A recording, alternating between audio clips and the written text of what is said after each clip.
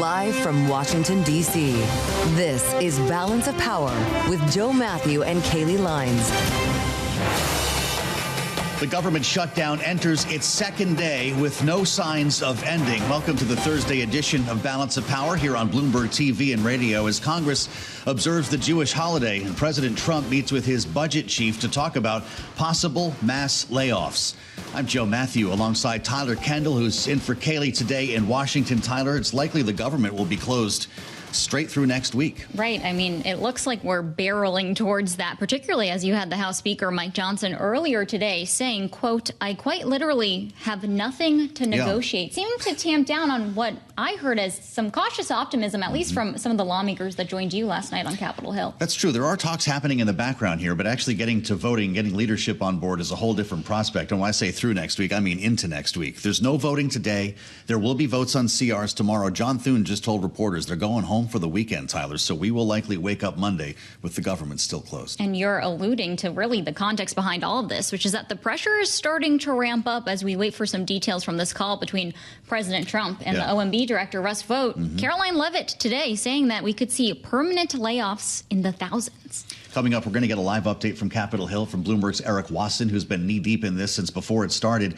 And we'll spend some time with members of the House from both sides of the aisle. Congressman Joe Morelle, Democrat from New York, Congressman Bryan Steil, the Republican from Wisconsin, will be part of our conversation alongside our great panel this hour. And it's all after a look at Wall Street. Alexis Christophers has Wall Street covered for us. Her view on the markets from New York. Alexis? Thanks, Joe. And investors are trying to look past the government shutdown now in its second day with seemingly no end in sight. We've got a mixed market right now with the Dow Industrials down 18 points. The S&P 500 was at a record earlier, now down just about 3.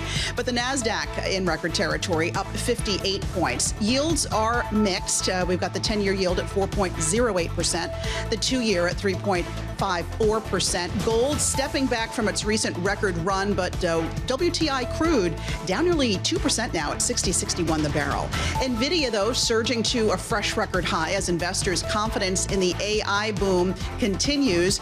We've got shares of Nvidia now up better than 1%. And OpenAI was valued at $500 billion in a recent secondary share sale by current and former employees. That puts the ChatGPT creator ahead of Elon Musk's SpaceX as the most valuable privately held company. We've also got Warren Buffett's Berkshire Hathaway reaching a deal to buy Occidental Petroleum Chemicals business for about $10 billion in cash. Shares of Occidental now down about 8%. That's after rallying ahead of that news. And Morgan Stanley raising its Apple price target to $298 from $240, citing stronger sales for the new iPhone than originally thought. And we've got Yahoo reportedly in advanced talks to sell the legacy media brand AOL. Yep, it's still around, to the Italian tech company Bending Spoons for about $1.4 billion. For on-demand news 24 hours a day, subscribe to Bloomberg News Now wherever you get your podcasts. I'm Alexis Christophers. That's a Bloomberg Business Flash. Back to Joe Mathieu and Tyler Kendall and Balance of Power. Many thanks, Alexis. We'll have more on Wall Street with Alexis Christophers coming up in about 20 minutes here as we track the bead on Capitol Hill. There's not much to track today. There are lawmakers in town. The leadership is here, but there are no votes on this Yom Kippur. They will resume tomorrow. John Thune suggesting that we'll get 2 votes again, one on the Republican version, another on the Democratic version. They did this yesterday. They both failed on this shutdown day. There are big questions, though, about what comes after the weekend and whether a deal will come together. The president's on the horn today with Russ Vought, as we've told you, talking about potential cuts in the meantime, whether or not they are permanent. And the Speaker of the House is in town, even though the House is out of session. He spoke earlier with reporters. Listen. Don't ask the Republicans what we should be doing or what we should be negotiating. I don't have anything to negotiate. I sent them in good faith exactly what they had voted for before. We did not put any Republican provisions in that. And we tried to make this very simple, in good faith, so the appropriations process of the people can continue. If we can't ask the Speaker of the House, then we'll ask Erik Wasson. Bloomberg congressional reporter is back on the Hill today as if he ever left. It's great to have you here. Erik, what's the mood up there? It's a quiet day, and I suspect one of reflection. Will it lead to any different outcomes tomorrow? We could see some back channeling. Mike Rounds is one of the Republicans, Shelley Moore Capito.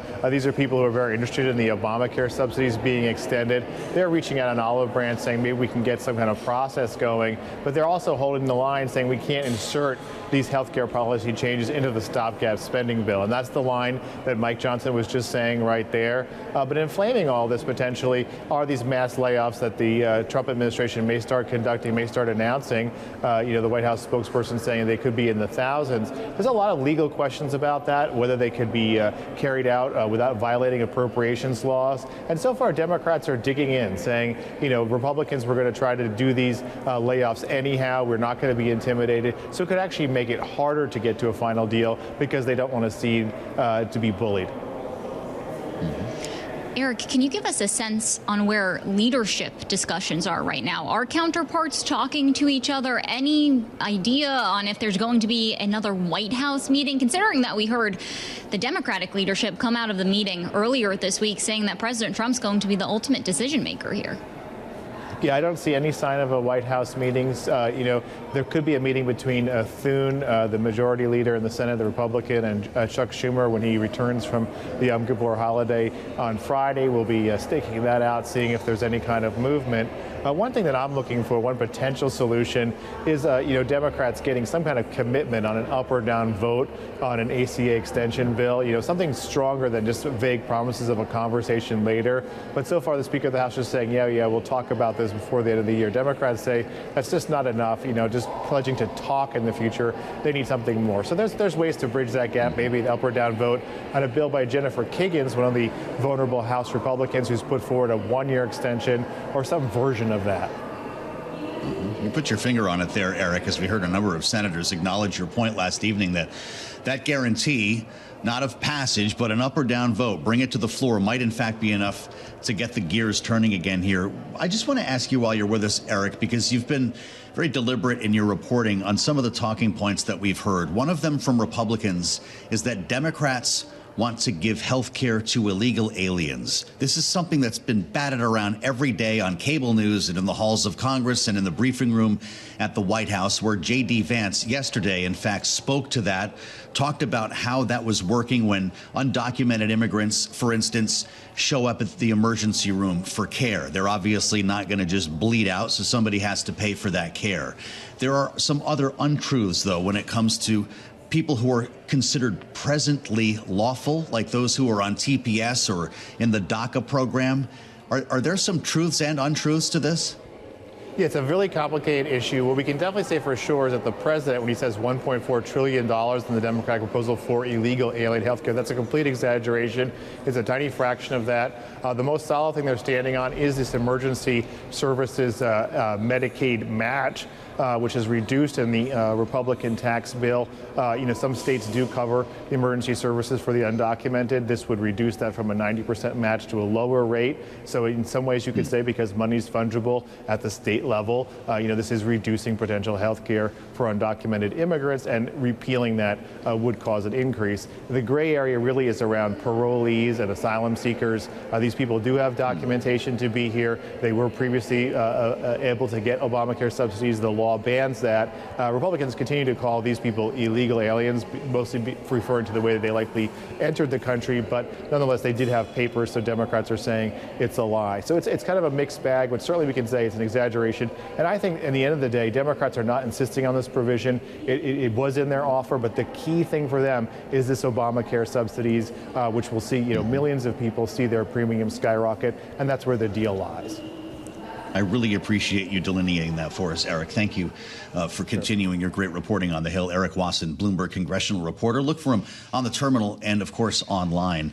that is just another reminder, Tyler, of, it's not often what you hear from the politicians, but there's frequently an element of truth to what they're talking about. Sometimes you have to do a little bit of digging, though, to see where it is. Right. Really important context there from our Erik Wasson. And I sort of feel like I'm almost having deja vu because we're hearing a lot of the same conversations that we were having over the summer as we got closer to passing the one big, beautiful bill related to these provisions when it comes to Medicaid. But then also, importantly, the idea that the administration was trying to streamline bureaucracy, make these spending cuts that some in the House Freedom Caucus, for example, really wanted to see. This whole idea that we're seeing perhaps emerge from the OMB reminds me of the negotiations that we saw hardline conservatives having with the Senate over the summer.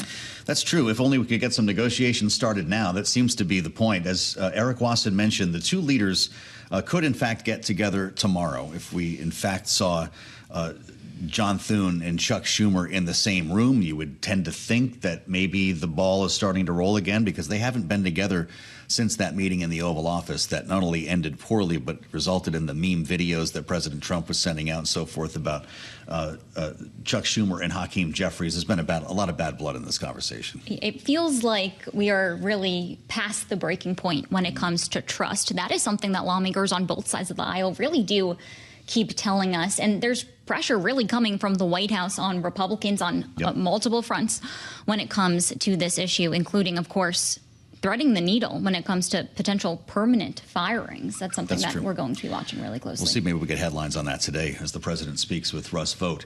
As we mentioned, this hour, we're going to be speaking with members from both sides of the aisle. A bit later, Congressman Bryan Steil, the Republican from Wisconsin. And right now, Congressman Joe Morelle, the Democrat from New York's 25th District, is with us live from Capitol Hill. And Congressman Morelle, it's great to have you on Bloomberg TV and radio. I think this is your debut on Balance of Power, and we appreciate that very much. What are you doing in town? Everybody was, I thought, going to head out for Yom Kippur today. There does seem to be this element of wanting to be present on both sides of the aisle, for that matter, in case something happens. What's happening today for you on Capitol Hill? Yeah, well, sadly, I'm going to be, not sadly that I'm going home, but I'm going to be going home in a little while. I had some meetings this morning I wanted to make sure that I was present for. So not much happening here, though. We were here in the House, and House Republicans didn't come back to Washington. So after a few days, it seemed prudent to go back and talk to folks who are going to be impacted by all of what's going on. So, Congressman, can you give us any sort of inside view? Are there any negotiations happening right now behind closed doors? Are we any closer to solving this to get the government reopened?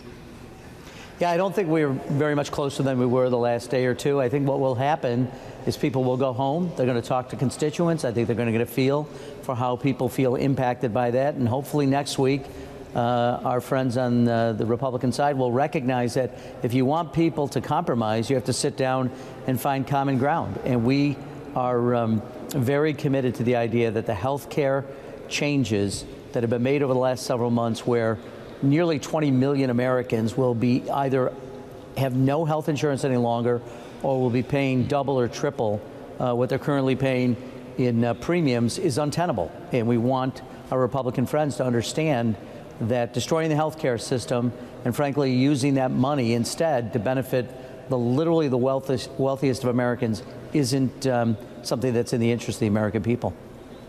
You're, of course, on the Appropriations Committee, Congressman. If somehow there's a deal and we get a CR through Thanksgiving, roughly, would it be possible to come out of that period of time with an actual budget based on spending bills looking something like regular order?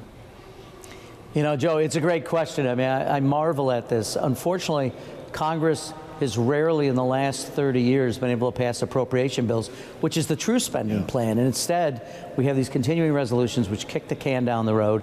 Frankly, if I had my druthers, we'd be working on the 12 appropriation bills which fund the government full time. That's really what we ought to be focused on. And instead, we're here on a short-term spending plan that doesn't meet anyone's needs, and we get caught up. It's kind of the Washington inside the Beltway problem, and I think we need to address the structural long-term issues of getting spending plans done at the start of the fiscal year. So in order to get that on track and ultimately reopen the government, I want to go back to what you were saying about Democrats holding firm when it comes to health care priorities. What specific enforcement mechanism are you looking for from the GOP in order to agree to a deal that would ultimately reopen the government and lead to those negotiations? Or does all this have to be sorted before that can happen? Yeah, Tyler, it's a great question. I think there's two things that concern us. One is the actual cuts. I mean, the reconciliation bill basically jeopardizes 15 million Americans' health insurance. The bill before us right now that we're being asked would probably add another 4 million Americans to the rolls of the uninsured. So there is that issue and how we deal with it. The second is that the administration seems to do whatever it wants without regard to what Congress says. So Congress has the power of the purse. We talk about it all the time. Article 1 of the Constitution gives that authority to the Congress. But even when Congress appropriates with the president money in accordance with the law, the president has impounded money. He's done pocket rescissions. So the second part of it is once we reach a deal on substance, how do we guarantee that the president doesn't renege on the things we all agree to? He is notoriously bad at upholding his end of the deal whenever he reaches a bargain. And that's a real problem, not just for now, but that's a real problem going forward. Well, I'm glad that you brought up the timeline there, because realistically, these are complex issues that need to be hammered out. What sort of timeline do you think that this could actually get done? Well, look, I think when people of goodwill are committed to it, you can move mountains, and I think we need to do that. The problem is we're so far apart right now. And look, I don't even think this is Democrat values. These are American values. I think people back in our communities, they want us to fight for lower costs, and lower costs means lower health insurance premiums. It means being able to provide health care for your family, for your children. If something goes wrong, and by the way, whether you have health insurance or not, you're going to go to a hospital if you have a child who's sick. But what that does is it impacts the ability of hospitals to do their job well and puts them on the brink and sometimes of insolvency. So this isn't just a problem of people on Medicare or Medicaid or on the Affordable Care Act insurance plans. It really affects all Americans, and that's why we're so committed to this. But I do think if people of goodwill sit down, we can work this out, but you have to have the will to do it. What's going on in your office, Congressman? Are you able to take constituent calls? Is your staff showing up without being paid? They are showing up, and they're all essential in my mind. They do all the great work that we need to do. So we're working. We've talked to them about what to expect, but they're working hard, and they know how important this moment is. And I'm kind of anxious to be back in Rochester, to be at Wegmans or to be at the dry cleaner, and in addition to all the official meetings we have, of course, just to hear what people have to say and what their concerns are and what their fears are. This is an important moment. And look, we're going to have to figure out a way in this moment to bring people together in Congress and in the country. I am deathly afraid of what's happening in America, where people are picking sides before they even know the facts, just based on what they think their tribe has to say or their team has to say based on their political views. This is really, I think, a troubling point in American history. And I would look to the president. He has the opportunity to unify people, bring people together. But I don't think you can do it by demonizing people. I don't think you can do it by saying, I hate my enemies, I hate my opponents. In this moment, I just think that is such a divisive and, frankly, counterproductive position to take. In the final minute we have with you, Congressman, you mentioned Rochester. You represent New York's 25th district. We have seen the White House pull some federal funding for projects in New York City. Are you concerned at all about the administration making similar moves in your district? Yeah, look, he has canceled in the last 24 hours 223 projects across the United States. You know, 216 are in blue states, 7 are in states that he won. So, I mean, the president is really weaponizing this and using it as a way to go after both political enemies. He perceives adversaries. He uses the government in a way no president of any party has ever done before. And I think when Americans see that, that's not what we're about as Americans. We're about fair play. We're about trying to get together and making this thing work. And so I'm definitely concerned. I mean, the Second Avenue subway and other projects are on hold or have been canceled. So we got a lot of work to do. All right. Democratic Congressman Joe Morelle represents New York's 25th district. Thanks so much for joining us here on Balance of Power. We'll have more up ahead. Our political panel is on their way. And next, this is Bloomberg. I'm Joe Mathieu alongside Tyler Kendall in Washington. Thanks for spending part of your day with us here. Tyler, we're not doing great with deadlines this week. We missed one a couple of days ago with the fiscal year. That's why this is day 2 of a government shutdown. And if we take the president at his word, this is also deadline day for Hamas. Remembering, you pointed out earlier, that was just on Monday when Benjamin Netanyahu was in town, which seems like a month ago at this point. But it was on that day that the president and the prime minister rolled out a 20-point peace plan. Remember, they promised a news conference and they took no questions on this. But in his remarks, President Trump said he would give Hamas 3 to 4 days to respond. This would be day 4 as the Israeli military tightens its siege now on Gaza City. Right. This was the 4th in-person meeting between President Trump and Israeli Prime Minister Benjamin Netanyahu. High-stakes talks taking place behind the scenes at the White House. We got the details of this 20-point plan, including that it would include the immediate release of all remaining hostages, as well as the remains of those that died in captivity. And then we would see a gradual withdrawal of Israeli troops from Gaza. It doesn't look like that's about to happen as the Israeli military issues warnings now that it will stop any Palestinians from returning to the north of the enclave, calling anyone who remains a militant and supporter of terror. We assemble our political panel for their take on all of this. Bloomberg Politics contributor Rick Davis is with us, partner at Stonecourt Capital, Republican strategist, alongside Democratic strategist Caitlin Legacki, senior fellow at Third Way. Rick, is this peace plan already in the past? Or should we not be surprised that Israel is not wasting time to move further into Gaza City? Yeah, I think Israel's attitude, and probably rightly so, is that until at which point in time they get a signature from Hamas on this deal, they don't have a deal. And in the meantime, he's going to continue to prosecute every effort he can to destroy and rid Gaza of Hamas. And so this shouldn't surprise anybody. It's pretty much been his attitude on all previous ceasefires and peace plans. Hamas has not taken the opportunity to get the high ground and say, yeah, we're actually willing to stop fighting. We're actually willing to release hostages. And we still don't know if they're going to. I mean, I believe Donald Trump on Tuesday gave Hamas 72 hours to respond. I guess we're getting toward the end of that. And so we'll see. But I think really the ball is still in Hamas's court to make this happen. All these other Arab countries, 8 different countries, all with majority Muslim and Arab communities, citizens, have put on pressure for Hamas to act. And I think this is just Israel's way of continuing the pressure campaign.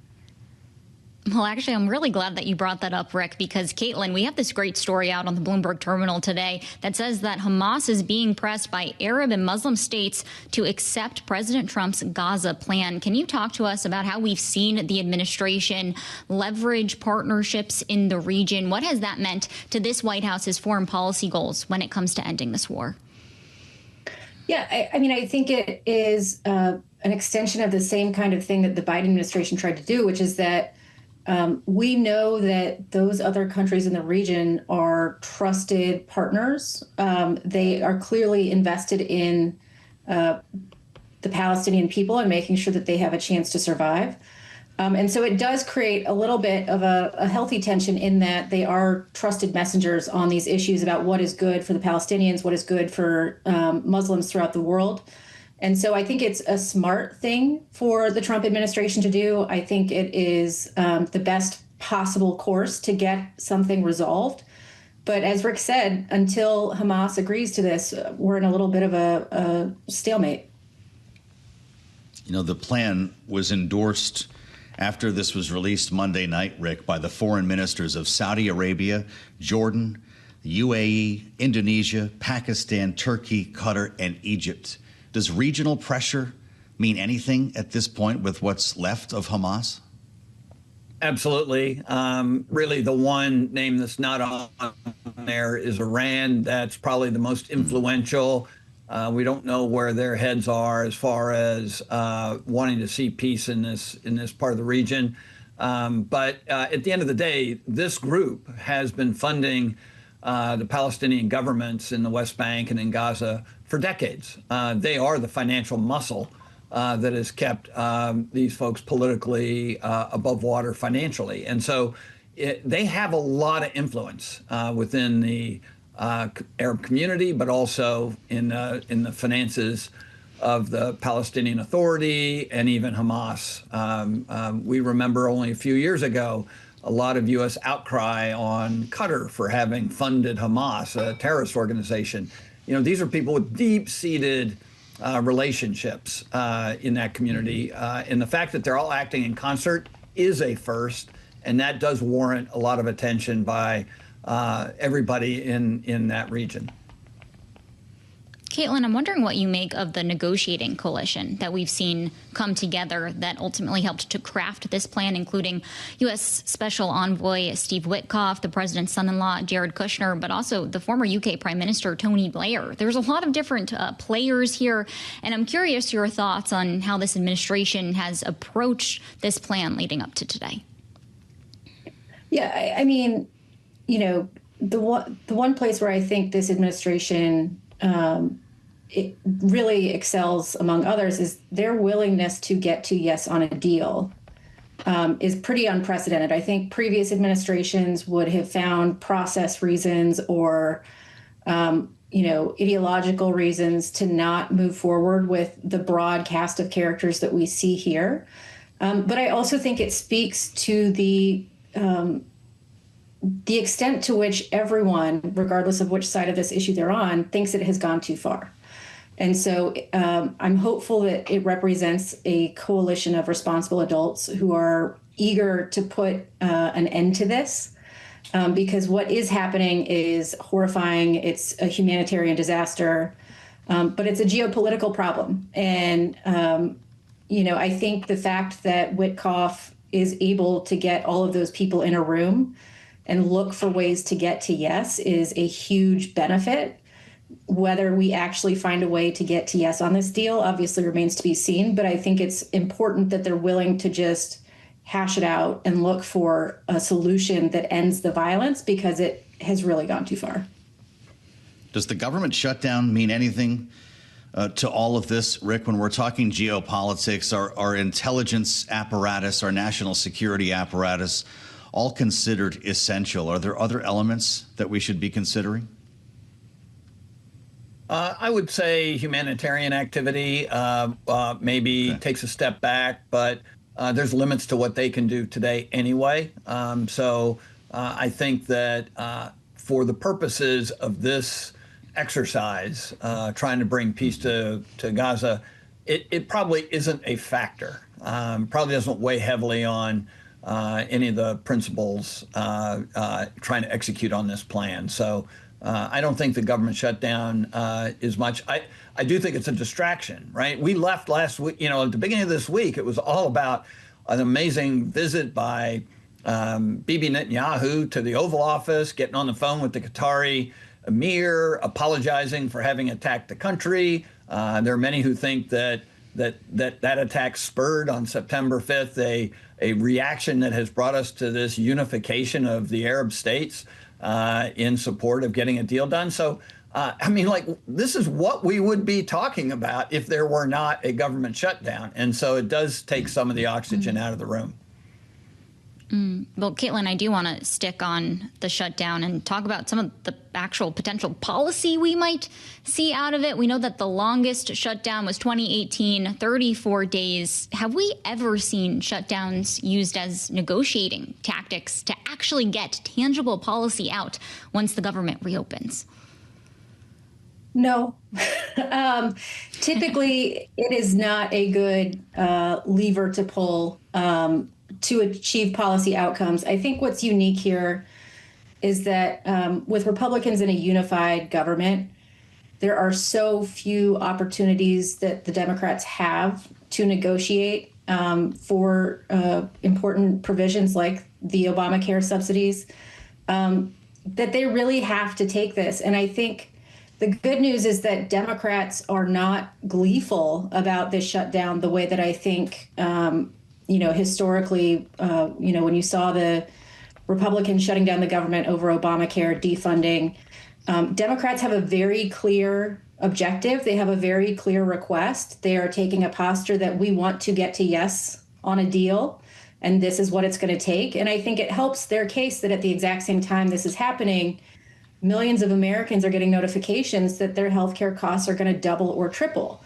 And so as we see more of that, it is only going to strengthen the hand that Democrats have to play. And frankly, they're increasingly in a position to say to Republicans, help us help you, because if these costs triple, we're going to make sure that every single voter knows who was in charge of the government when that happened. Rick, Jeanne Shaheen made the point, as we discussed yesterday, that we're actually closer than a lot of people are making this out to be, that in many cases Republicans want to see a deal for these Obamacare subsidies. In our remaining moment in change here, I just wonder where your gut is at this point and what it's going to feel like by the middle of next week when we're talking about a week-long shutdown. Staffers aren't getting paid. Doesn't that bring everybody to the table? Probably not. Look, we saw one of these go 35, 34 days in Trump's first term. Look, let's not kid ourselves. This is going to revolve around Donald Trump's interest in getting a deal. He's calling the shots in Congress. He has an agenda in the White House driven by Russ Vought, who wants to accomplish certain things in the reduction in the scale and size of the federal government. If they think they can survive politically in this process, they'll continue this shutdown till they accomplish their goals. And only then, I think, will they give permission to the GOP leadership to end it. All right. Our political panel today, Rick Davis and Caitlin Legacki. Thank you both so much for joining us here. And stick with us, because after the break, we'll have a conversation with Republican Congressman Bryan Steil of Wisconsin. You won't want to miss it. This is Bloomberg. We're still in Washington talking politics. For those who are still here, it's day 2 of a government shutdown and no voting, as we've told you today, on Capitol Hill because of the Jewish holiday. Lawmakers, in some cases, are still in town. We spoke with one a short time ago, in fact, the gentleman from New York, Congressman Morelle, bringing us the Democratic point of view on this day 2. We do expect more voting tomorrow and the same result, reminding us that both parties are still pretty far apart. Here's the congressman from earlier this hour. I don't think we're very much closer than we were the last day or two. I think what will happen is people will go home. They're going to talk to constituents. I think they're going to get a feel for how people feel impacted by that. And hopefully next week, our friends on the Republican side will recognize that if you want people to compromise, you have to sit down and find common ground. And we are very committed to the idea that the health care changes that have been made over the last several months, where nearly 20 million Americans will be either have no health insurance any longer or will be paying double or triple what they're currently paying in premiums, is untenable. Congressman Joe Morelle speaking to us earlier this hour on Balance of Power. But now for the view from the other side of the aisle, we're joined by Republican Congressman Bryan Steil. He represents Wisconsin's 1st District. Congressman, it's good to see you, and thanks so much for joining. So you just heard from your Democratic colleague saying that there's really not much movement. What's your take here? Take us inside these negotiations. Is there anything that we can glean that would be fruitful towards opening up the government? Well, the fact that we're here in the first place is absolutely ridiculous. The spending process in Washington is absolutely broken. I actually carry legislation that would end all federal government shutdowns and remove the partisan brinksmanship that we have seen in Washington time and again for decades. The fact that Republicans put forward a clean CR, meaning adding no additional policy, simply funding the government for a stopgap period of time for 7 weeks, it was only a radical position by those on the left that are rejecting that. That would give us the window to actually negotiate out fiscal 26 spending, as well as other policy priorities that members have. And so what we should do is cooler heads hopefully do prevail, as many folks are home on the Jewish holiday today or over the weekend. And we come back and we see the Senate have the courage to reopen the government, allowing us that period of time to finish negotiations on fiscal year 26 appropriations, as well as other policy priorities. Thanks for coming on to see us, Congressman. I think you're referring to the Eliminate Shutdowns Act. And we just, in the last 24 hours, talked to Dusty Johnson and Senator Ron Johnson. They both helped to craft this piece of legislation. It would basically do what the title says. Anytime we had a lapse in funding, it would trigger, I believe it's a 14-day continuing resolution. So it would end shutdowns as we know it. What would compel lawmakers to make a deal if there was never a deadline? Well, I view this as actually, I call it the Wisconsin idea. It's exactly the underlying law here in the state of Wisconsin, where it's a hyper-partisan environment with divided government. The difference is we don't shut down. Why? Because we actually have this law in the state of Wisconsin. We have what is effectively an automatic continuing resolution, which forces the parties to come to the table to better negotiate how to spend taxpayer dollars. And if we actually look at what's been going on since the current process has been in place since 1974, it can't get worse. And so this would simply just remove the brinksmanship from being part of the negotiations. Things would go and fund at the current levels that they are going forward until a new appropriations law would be put in place. I think it would dramatically improve the process in Washington and allow us to actually go through and determine whether or not there's waste, fraud, and abuse in programs, remove those programs, and then identify what the priorities are and spend on those priorities. The entire spending process is broken, and I think the most significant change we could make would be putting in place this legislation that would end these federal government shutdowns, which are just wildly unproductive for everyone. Well, you perhaps alluded to there the idea of streamlining bureaucracy and perhaps adding a little bit of pressure to this round of the negotiations around keeping the government opened, now reopened.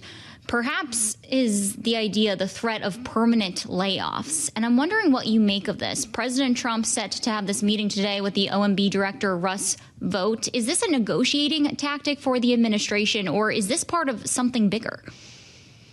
Well, I think there's always an opportunity to look about how we root out waste, fraud, and abuse inside the giant federal bureaucracy. I'd rather do that through the legislative process while the federal government is open and operational. Frustratingly, while Republicans passed the 7-week stopgap measure to allow us to continue the negotiations, Democrats, led by Chuck Schumer in the Senate, have rejected that overture. And so this is really our opportunity to pass that legislation in the Senate, reopen the government for the seven-week gap period, and avoid all the ramifications that a shutdown has across the board. Would be far better off to have the federal government open rather than closed as it currently is. Milwaukee Journal-Sentinel says you have about 18,000 federal workers in Wisconsin. Do you consider them all essential, Congressman?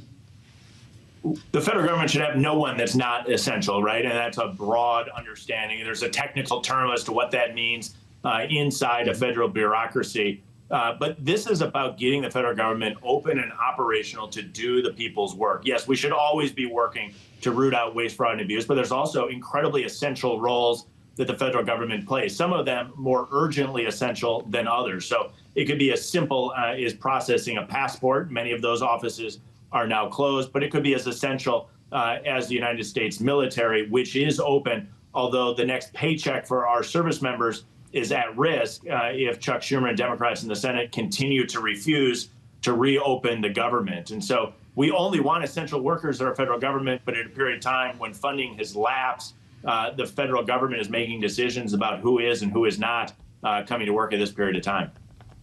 Mm-hmm. I do want to stick on the labor market because tomorrow the Bureau of Labor Statistics is going to delay what was expected to be the September jobs report. This, of course, is considered to be a leading indicator for the health of the jobs market. CNN is reporting that Senator Elizabeth Warren is calling for the BLS jobs data to be released despite the shutdown. Do you think that data collection should be deemed essential amid a closed government? Well, again, the easy answer is reopen the government and let the federal government operate as it is intended to be operating.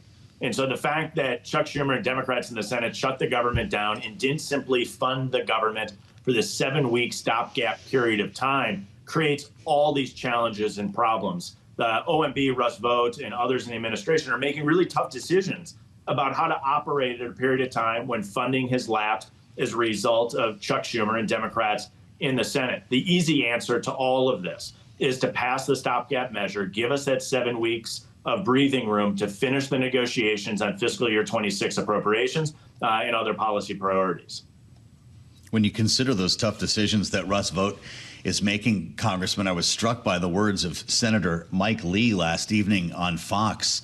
He said Russ Vought has been dreaming about this moment, preparing for this moment since puberty. This is going to be the Democrats' worst nightmare. What's motivating him right now? Balancing the books or firing as many workers or eliminating agencies as he can in this period of time? Well, I've known Russ Vought for a number of years. He is a strong fiscal conservative and a good man. I think the broader point here is many of us on the conservative side do believe that there is bloat inside the federal government, that there's programs that should not be prioritized as they are. That said, I'm of the belief that the best way to root this out is through the traditional legislative process of the appropriations committees doing their job and weeding out the waste, fraud, and abuse that does exist inside the federal government. To allow that to occur, what we need to do is to reopen the government. When we close the government, as the Democrats did by failing to vote for this seven-week stopgap measure, they significantly empowered the administration to make determinations as to what is and what is not essential. Again, if people have concerns with that, the easy answer is to reopen the government and allow Congress and elected leaders to engage appropriately in that debate. Congressman, could you give us a sense of what other priorities might be on the chopping block here? For example, we saw in a post on X yesterday, Vought saying that they're going to pull some funding, federal funds, from clean energy projects in states that ultimately didn't vote for President Trump during the 2024 election. Well, the challenge that any administration has faced in a period of time of a shutdown is making determinations about what is and what is not essential, and what funds in different programs are available. I'll tell you, I'm most concerned about making sure our troops, our men and women in uniform who are often stationed in dangerous locations around the globe, receive a paycheck when their pay is due, most likely for many of them on the 15th, coming up in less than 2 weeks. And so all of these decisions are being made by the administration. I'm of the belief that let's turn the spigot back on. Let's reopen the federal government. Let's end the brinksmanship. Let cooler heads prevail and avoid the process of exactly what's going on right now, where the administration is in a very difficult position of making decisions about how to utilize the remaining funds that are available. The answer to all of this is pretty simple. End the brinksmanship, pass the clean CR that the House has already passed, reopen the government, and get on with the work and the negotiations that do need to occur between now and the end of the year.